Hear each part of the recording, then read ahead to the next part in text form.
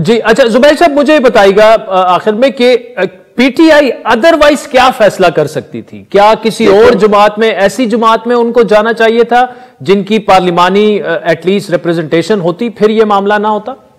देखिए, election commission का जो रोल रहा है, मैं समझता हूं कि सबसे पाकिस्तान के आइन को तोड़ने में और इलेक्शन इंडिपेंडेंट फेयर इलेक्शन ना कराने में इलेक्शन कमीशन का रोल है। ये कुछ भी कर लेते, इनके खिलाफ उन्होंने फैसला करना था। लेकिन आप देखिए, अगर किसी और पार्टी को शामिल भी हो जाते, जैसे कि इसकी 1 सीटें या 2 सीटें थी, तो वहां पर उनको ये देखना पड़ता क्या उन्होंने भी फिर इन्होंने उसमें फंसाना था कि जी आपने सेक्शन 104 जो है, जो डील करता है ये रिजर्व सीट्स के ऊपर, किस तरह से इन्होंने अपनी लिस्टें देनी है पार्टीज को इलेक्शन से पहले, वो शेड्यूल जब आता है इलेक्शन का, उसमें उस पार्टी ने अपनी सीटें दी। इनको चाहिए था, जो मैं समझता हूं कि पीटीआई को इररिस्पेक्टिव इनको लिस्टें जरूर देनी चाहिए थी, वो इन्होंने नहीं दी। और जिस पार्टी से वो इत्तेहाद कर रहे थे, इनको पहले से बात कर लेनी चाहिए थी किसी पार्टी से। देखें, इलेक्शन से पहले तो नहीं मालूम होता कितनी, जबकि मैं समझता हूं कि मेजॉरिटी अब ये जो हमारी पार्लियामेंट है, ये फॉर्म 47 की पार्लियामेंट है, जिसके अंदर असल सीटें जो पीटीआई की मिलनी चाहिए थी वो उनको मिली नहीं, वो उनसे चोरी कर ली गई। वो 45 लेके गया। मैंने सुना है एक पॉलिटिकल पार्टी ने तो उनसे कहा कि आप अपने फॉर्म 45 पे छोले भेजें।